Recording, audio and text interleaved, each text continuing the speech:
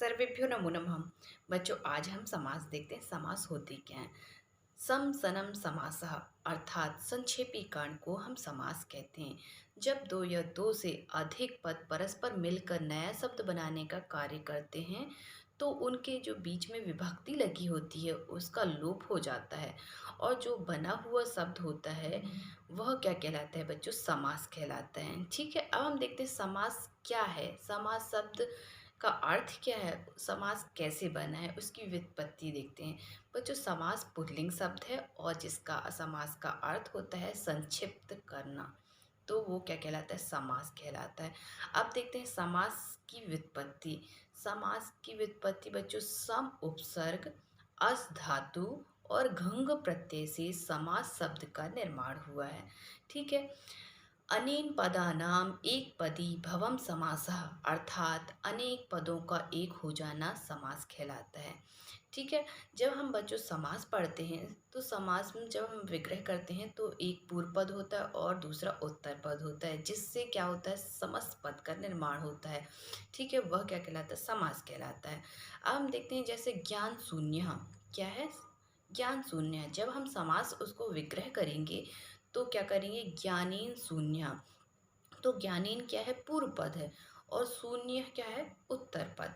जब पूर्व पद और उत्तर पद दोनों को मिला देंगे तो क्या बन जाएगा? समस्त पद का निर्माण हो जाएगा, वह क्या कहलाएगा? समास कहलाएगा। ठीक है, तो जब हम ज्ञानेन शून्य, जब हमने ज्ञानेन मीन्स ज्ञान से, ज्ञानेन मीन्स कौन सी विभक्ति लगी है? तृतीय विभक्ति। तो तृतीय विभक्ति का हम लोप कर देंगे तो क्या हो जाएगा? ज्ञान शून्य। ठीक है, तो ये क्या बन गया? समास बन गया। ठीक है, तो इसमें ज्ञानेन पूर्व पद है और शून्य क्या है? उत्तर पद। पूर्व पद उत्तर पद को मिला देंगे तो क्या हो जाएगा? ज्ञान शून्य। ठीक है, तो ये हो गया समास। समास का मतलब संक्षेप करना होता है। ठीक है, अब हम देखते हैं बच्चों समास के प्रकार। समास के चार प्रकार बताते हैं, जैसे अव्ययीभाव समास, तत्पुरुष समास, बहुव्रीहि समास, द्वंद्व समास। बच्चों, ये चार समास होते हैं। तत्पुरुष समास के अंतर्गत दो और समास आते हैं, कर्मधारय समास और द्विगु समास। ठीक है, तो अब हम देखते हैं सर्वप्रथम अव्ययीभाव समास। अव्ययीभाव समास क्या होता है बच्चों? जिसमें पूर्व पद प्रधान अव्ययीभाव, जिसमें क्या होता है? पूर्व पद प्रधान होता है, वह क्या कहलाता है? अव्ययीभाव समास। जैसे प्रतिदिनम। प्रतिदिनम जब हम समास विग्रह करेंगे तो क्या होगा? दिनम दिनम प्रति, तो ये अव्ययीभाव समास होगा। ठीक है, इसी प्रकार यथाशक्तिम, तो इसका समास विग्रह करेंगे तो क्या होगा? शक्तिम अनतिक्रम्य। ठीक है, तो ये क्या हो गया? पूर्व पद प्रधान जिसमें होता है वह क्या कहलाता है? अव्ययीभाव समास। देखते हैं अब दूसरा तत्पुरुष समास। तत्पुरुष समास में क्या होता है बच्चों? अंतर पद प्रधान बहुव्रीहि। तत्पुरुष में क्या होता है? उत्तर पद प्रधान होता है, वह क्या कहलाता है? तत्पुरुष समास। तो इसमें अब हम देखते हैं जैसे बाण हतः, तो बाणेन हतः जब समास विग्रह करेंगे तो क्या होगा? बाणेन हतः।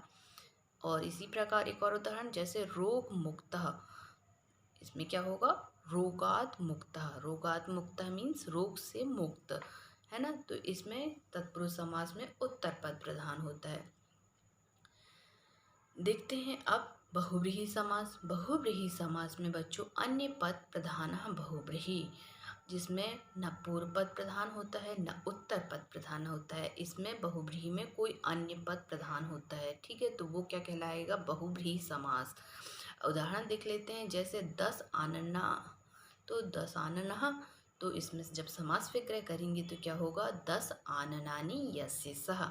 इसी प्रकार दूसरा उदाहरण, चंद्रशेखरः, चंद्रशेखरेण यस्य सः। जब समास विग्रह कर देंगे तो ठीक है, तो ये क्या हो गया? बहुव्रीहि समास। तो अब देखते हैं द्वंद्व समास। द्वंद्व समास में क्या होता है बच्चों? उभय पद प्रधान द्वंद्व, तो इसमें क्या होता है? उभय पद प्रधान, मतलब पूर्व पद और उत्तर पद जिसमें प्रधान होगा वो क्या कहलाएगा? द्वंद्व समास। जैसे राम लक्ष्मणो, रामश्च लक्ष्मणश्च, है ना? तो राम और लक्ष्मण दोनों क्या हैं? प्रधान हैं, तो ये क्या होगा? द्वंद्व समास। इसी प्रकार पितरो, माता च पिता च, जब समास विग्रह कर देंगे तो क्या होगा? माता च और पिता च, तो हमने किससे जोड़ा है, च शब्द से जोड़ते हैं द्वंद्व समास को, ठीक है।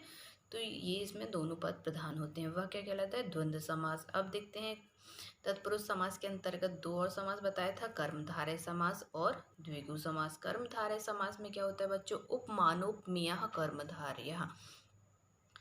इसमें का उदाहरण देख लेते हैं, जैसे प्रथम पद में क्या होता है, विशेषण होता है और दूसरा पद विशेष्य होता है, जिसमें किसी चीज की उपमा या विशेषता बतलाई जाती है। जैसे कृष्ण सर्पः, तो जब हम समास विग्रह करेंगे तो क्या हो जाएगा, कृष्णस्य चासो सर्पः। इसी प्रकार महापुरुषः, महापुरुषः को जब हम समास विग्रह करेंगे तो क्या होगा, महान चासो पुरुषः। ठीक है, तो इसमें किसकी विशेषता बताई जाती है किसी चीज़ की, ठीक है, तो वो क्या होगा, कर्मधारय समास। देखते हैं अब नेक्स्ट, द्विगु समास। द्विगु समास में संख्या पूर्व दिगु, पूर्व पद में क्या दर्शाया जाता है, संख्या दर्शाई जाए जिसमें, तो वो कौन सा समास होगा, द्विगु समास। जैसे सप्तर्षि, सप्तानाम ऋषाणाम समाहारः, जब समास विग्रह कर दिया तो ठीक है। अब इसी प्रकार पंचवटी, पूर्व पद में क्या है, पंचवटी है ना, पंच पांच संख्या दर्शाई जा रही है, तो इसीलिए यह द्विगु समास है। जब हम समास विग्रह करेंगे तो क्या हो जाएगा, पंचानाम वटानाम समाहारः। ठीक है बच्चों, ये हुआ समास और उनके प्रकार। धन्यवाद।